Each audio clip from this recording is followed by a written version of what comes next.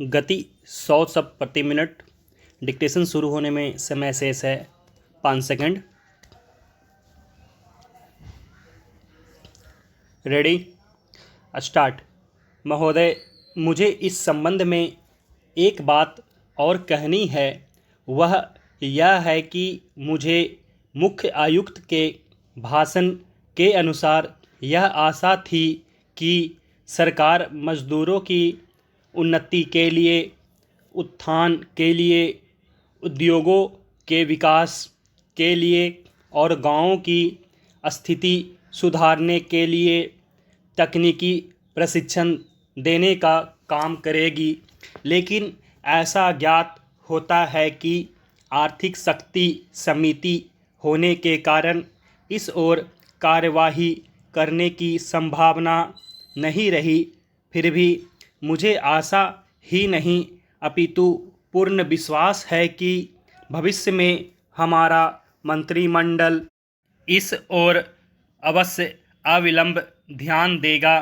इसी प्रकार से ग्रामीणों की अवस्था सुधारने के लिए सरकार घरेलू उद्योग धंधों को भी बढ़ाएगी जो अभी तक नहीं के बराबर हैं।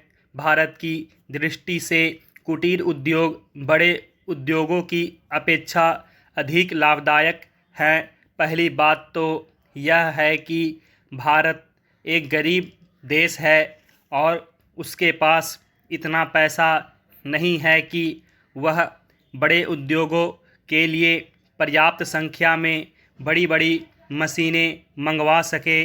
बड़े उद्योगों के लिए बहुत बड़ी बड़ी महंगी मशीनों की आवश्यकता होती है, जबकि कुटीर उद्योग छोटी छोटी और सस्ती मशीनों से चल जाते हैं। कुटीर उद्योगों के लिए न तो बहुत बड़ी बड़ी इमारतें बनानी पड़ती हैं और न ही बहुत महंगी मशीनों की आवश्यकता पड़ती है। अतः ये उद्योग छोटे छोटे गांवों में भी प्रारंभ किए जा सकते हैं। कई उद्योग तो इतनी थोड़ी पूंजी से भी शुरू किए जा सकते हैं कि उतनी पूंजी प्रायः हर किसी व्यक्ति के पास होती ही है। कुटीर उद्योगों में दूसरी सब बड़ी सुविधा यह है कि इनमें बहुत अधिक मजदूरों की आवश्यकता नहीं होती। एक परिवार के सदस्य ही उस उद्योग को चलाने के लिए पर्याप्त होते हैं। घर के सब सदस्य उस काम में हिस्सा बटा सकते हैं। बड़े उद्योगों में प्रत्येक मजदूर को कोई विशेष कार्य सीखना होता है और उस काम में कुशलता प्राप्त करने में उसे काफ़ी समय लग जाता है। तीसरी चीज़ जो मैं आपके सामने रखना चाहूँगा वह यह है कि जो विचार और सुझाव आपके सामने प्रस्तुत किए गए हैं वे एक पवित्र, शुद्ध और जनता व प्रांत के हित को ध्यान में रखकर ही प्रस्तुत किए गए हैं और मुझे पूर्ण विश्वास है कि बिना किसी दलगत भावना के शिकार हुए आप उनकी जांच करेंगे और यदि वे जनहित की कसौटी पर खरे उतरें तो उन पर कार्रवाई करेंगे। महोदय, इस संबंध में दिन प्रतिदिन बढ़ने वाले भ्रष्टाचार की समाप्ति के लिए और कर्मचारियों के रवैये के संबंध में माननीय सदस्यों ने विचार प्रकट किए। मैं समझता हूँ कि इससे कोई समझदार व्यक्ति इनकार नहीं करेगा कि भ्रष्टाचार को प्रोत्साहन नहीं देना चाहिए। अतः इस ओर विशेष ध्यान देने की आवश्यकता है। भ्रष्टाचार को समाप्त करने के लिए जो कठिनाइयाँ सरकार के समक्ष हैं उन पर शीघ्र ही कदम उठाए जाने चाहिए। यदि सख्ती भी बरतनी पड़े तो चिंता नहीं, हमें ऐसे कदम उठाने ही हैं। मैं यह जानता हूँ कि बहुत से लोग, जिनमें कुछ हमारे साथी भी हैं, इसकी कुछ बातों का विरोध करते हैं, परंतु यदि हम देश की उन्नति चाहते हैं, यदि हम देश को आगे बढ़ाना चाहते हैं और विशेषकर यदि आप समाजवादी ढांचे के आधार पर जिसको कि कांग्रेस ने देश के लिए निश्चित किया है, इस देश की व्यवस्था करना चाहते हैं, तो हमारे लिए आवश्यक है कि हम इस तरह से कदम उठाएं कि जिससे लोगों को अपनी जीविका सुंदर ढंग से कमाने के लिए साधन जुट जाएं।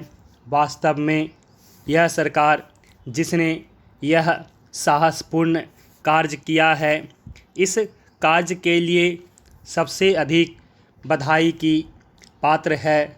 जो लोग यह आशा करते हैं कि हर एक काम उस ढंग से होना चाहिए जिसके लिए गांधी जी हमसे कहा करते थे, और जैसा कि अभी हमारे एक साथी कह रहे थे कि जिस तरह से सरकार ने इस संबंध में व्यवहार किया है वह गांधी जी की नीति के अनुसार नहीं था।